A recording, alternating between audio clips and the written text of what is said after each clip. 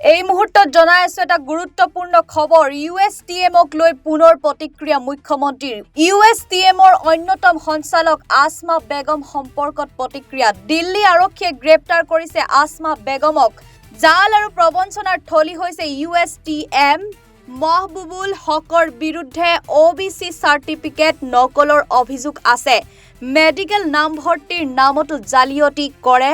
USTMত নপঢ়িবলৈ সনাতনী সমাজক আহ্বান মুখ্যমন্ত্ৰী মহবুবুল হকৰ ধনৰ আমদানি অল কায়দাৰ লগত জড়িত সংগঠনৰ পৰা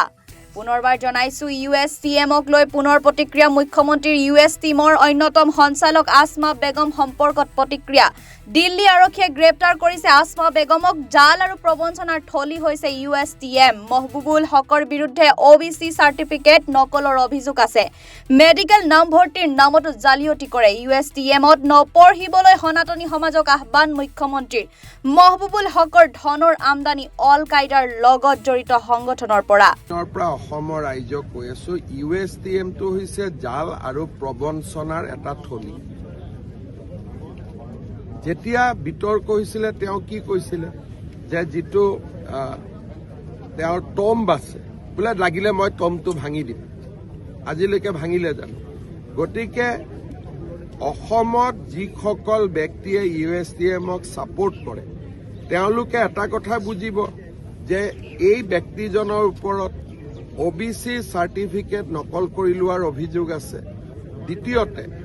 এই ব্যক্তিজনে মেডিকেল এডমিশনত জাল আৰু জুৱা চুৰি কৰাৰ অভিযোগ আছে তেওঁৰ লগত থকা যিগৰাকী মহিলা সেই কালি লগে লগে ৱেবছাইটৰ পৰা তেওঁৰ নাম তাম গুচাই দিছে সেই মহিলাগৰাকীও কালি দিল্লী আৰক্ষীৰ প্ৰবঞ্চনাৰ গোচৰত জালত পৰিছে সেইকাৰণে মইতো আমাৰ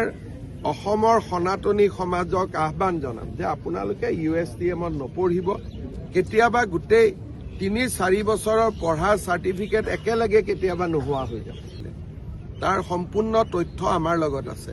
আৰু সেইকাৰণে মই কৈ আছো যে USTMক পেট্ৰনাইজ কৰাটো আমি বাদ দিব লাগে